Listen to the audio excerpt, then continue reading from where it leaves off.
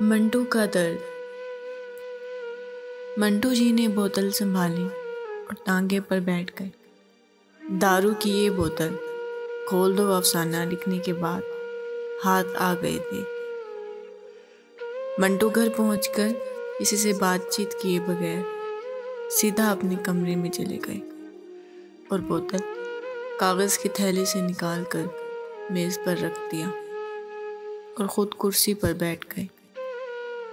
وہ بس پینے ہی والے تھے کہ پیچھے سے اہلیہ صفیہ تیز تیز قدموں کے ساتھ آ گئیں۔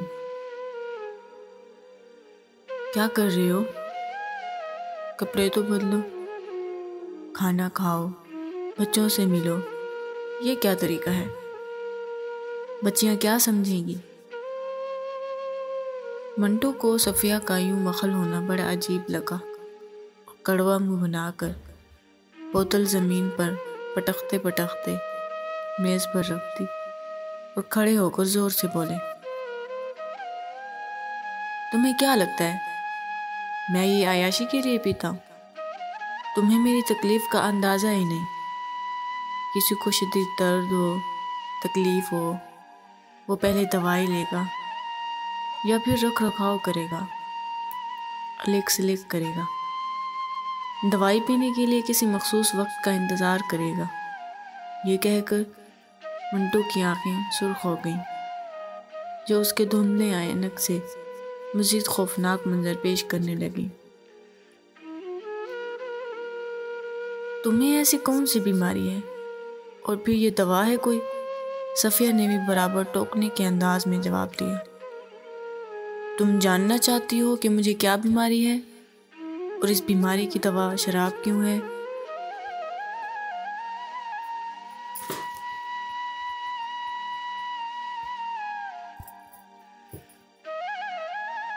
منٹو نے رومال جیب سے نکال کر اپنی آنکھوں پر پھیرا۔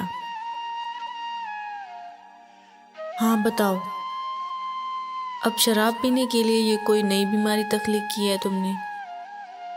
بیماریوں کی جڑ شراب بھی بھلا کوئی دوائی ہوئی کسی بیماری کی؟ صفیہ نے بھی جاننے کی ٹھان لی تھی۔ سنو، میں نے کوئی بیماری تخلیق نہیں کی، بلکہ میری تخلیق ہی میری بیماری ہے۔ منٹو نے اپنی بات پر زور دیا۔ ارے واہ، تخلیق کا شراب سے کیا تعلق؟ صفیہ کا سوال طنزیہ تھا۔ تمہارا کیا خیال ہے کہ میرے افسانے نے یوں ہی بغیر درد اور تکلیف کے تخلیق ہوتے ہیں؟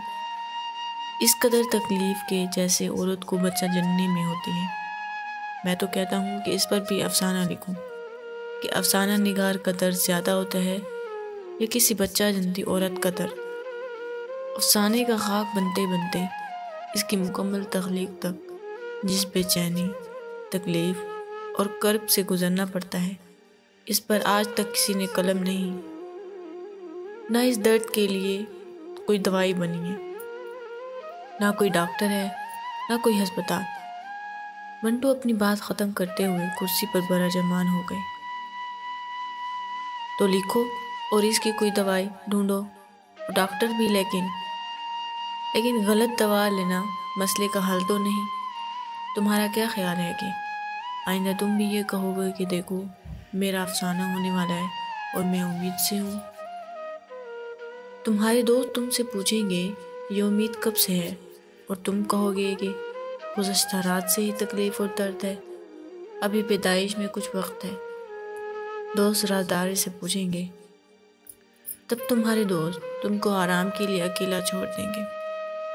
حاملہ عورت اپنے پیٹ پر ہاتھ پھیرتی ہے اور تم اپنے دماغ پر ہاتھ پھیرتے رہے کہ افسانہ پیار سے باہر آ جائے، بغیر کسی تکلیف کے۔ صفیہ طنز کے بے شمار تیر چلا چکی تھی۔ مجھے تمہاری باتوں سے کوئی حیرانگی نہیں ہوئی۔ معاملہ ایسا ہی ہے۔ افسانہ اور بچہ پیدا کرنے میں کوئی فرق نہیں، دونوں کا حاملہ ہونے میں اور پیدائش کے کرب اور بے چینی میں یکساں ہے۔ میں نے اپنے لیے دوائی ڈھونڈ لی ہے، باقی جانے ان کا کام۔ اور ہاں، میں افسانے دل سے لکھتا ہوں، دماغ سے نہیں۔ منٹو نے یہ کہہ کر بوتل کھولی اور گلاس میں ڈھیل دی۔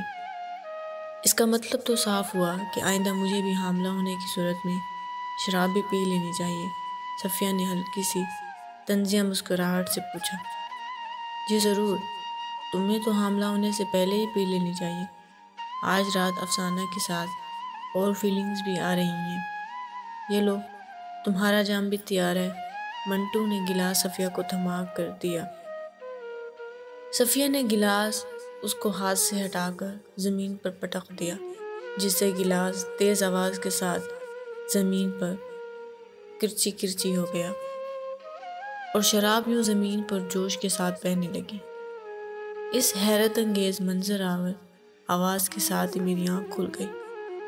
دیکھا تو شیتل بھی مجھے جھنجھوڑ کر جگا رہی ہیں، جس سے اس کی کلائی کی چوڑیاں بھی ٹوٹے گلاس کی مانند عجیب آواز پیدا کر رہی تھی۔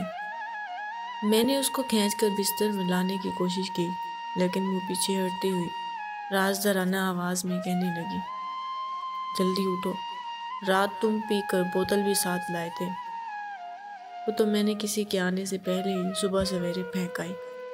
اب جلدی کرو، اٹھو شاباش۔ مجھے یہ بات بخوبی سمجھ آ گئی کہ منٹو صاحب مختصر عرصے میں سینکڑوں افسانے جنم دیتے دیتے 43 سال کی عمر میں کیسے یوں چلے گئے تھے کہ وہ کھول دو جیسے افسانوں کو جنم دیتے دیتے کس کرب سے گزرنا پڑتا ہے۔